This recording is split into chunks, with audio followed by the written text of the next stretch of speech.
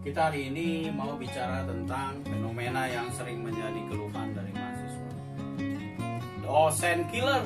Nah, banyak yang bilang, saya selalu gini ya, kalau mau KRS seperti sekarang di kampus saya selalu ditanya sama mahasiswa, Pak, Bapak ngajar hari apa? Loh, saya jawab gini, memang kenapa?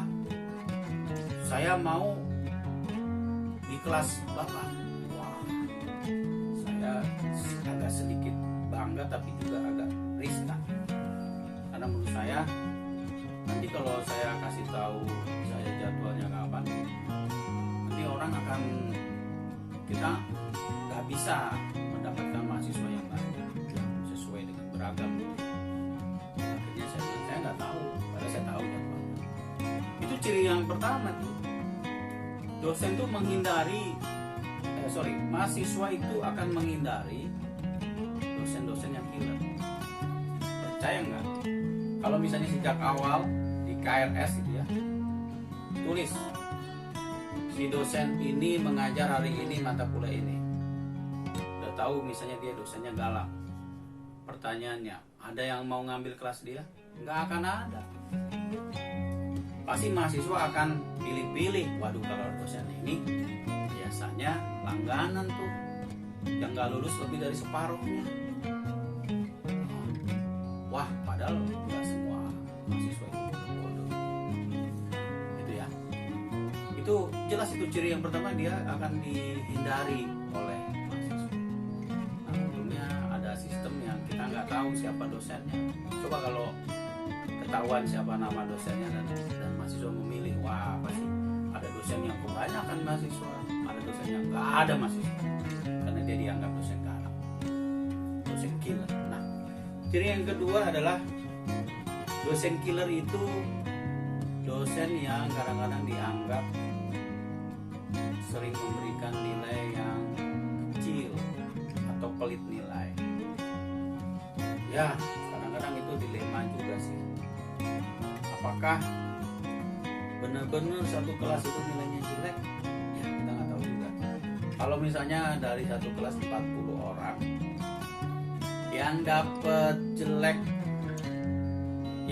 jelek itu hampir separuhnya, berarti yang salah siapa?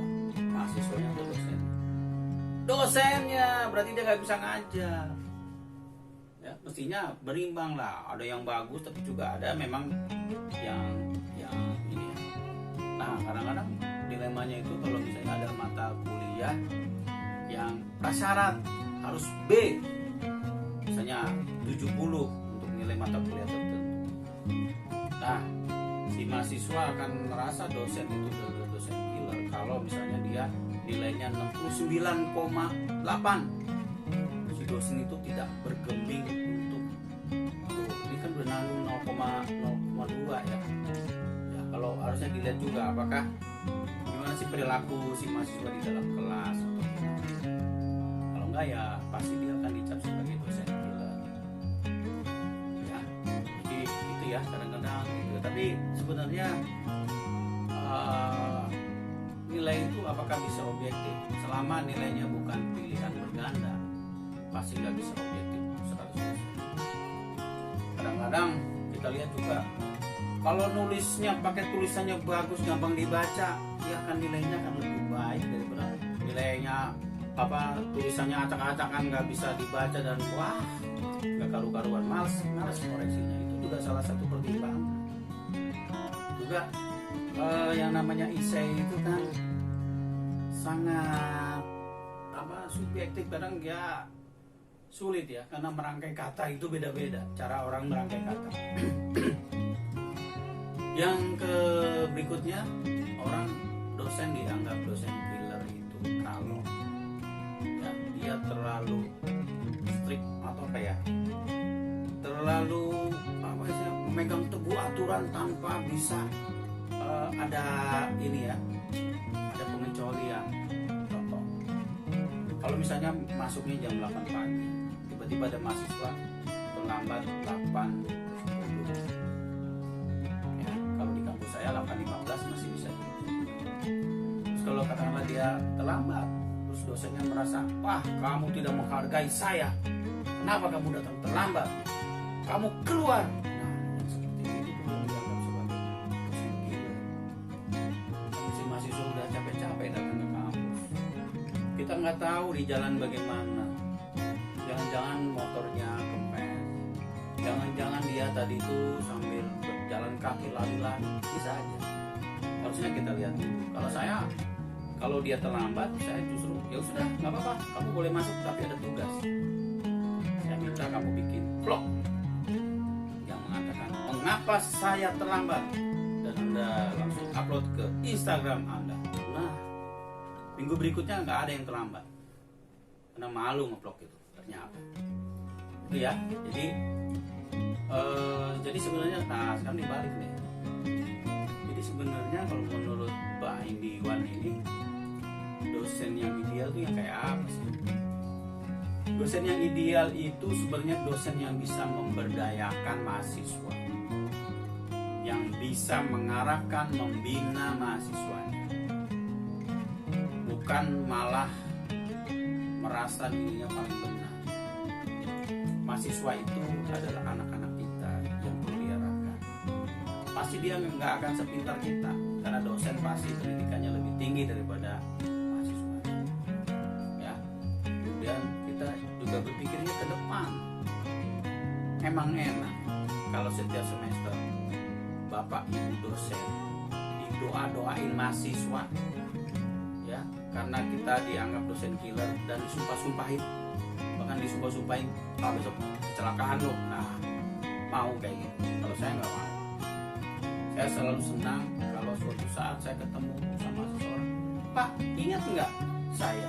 Siapa? Pasti dosen lupa. Saya mahasiswa bapak dan saya sampai sekarang mengidolakan bapak. Wah, luar biasa. Akan kita terenyuh. Ya, mungkin kita, aduh iya ya, ternyata apa yang kita ajarin dulu berbekas. Dan kadang-kadang masih suka di sosial medianya, halo Pak Indiwan. Enak, hubungannya enak. Coba kalau Anda jadi dosen galak, boro-boro ketemu di jalan, sahabat tuh nggak kenal lah, gitu ya.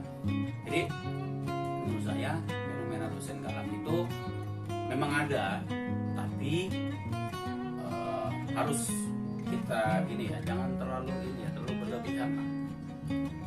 Tapi juga saya setuju bahwa nggak bisa terus karena kita ingin mendapatkan evaluasi yang bagus dari mahasiswa, terus nilai mahasiswa semua kita kasih nilai A gitu. Wah, itu juga nggak benar, itu juga zolim. Jadi kalau memang dia belum bisa mendapatkan nilai tertinggi, ya jangan kita paksa untuk dapat nilai. Tapi kalaupun kita kasih nilai, kita ada argumennya, karena ini tugasnya ini, sehingga kita bisa tidak dianggap sebagai dosen yang terlalu murah hati.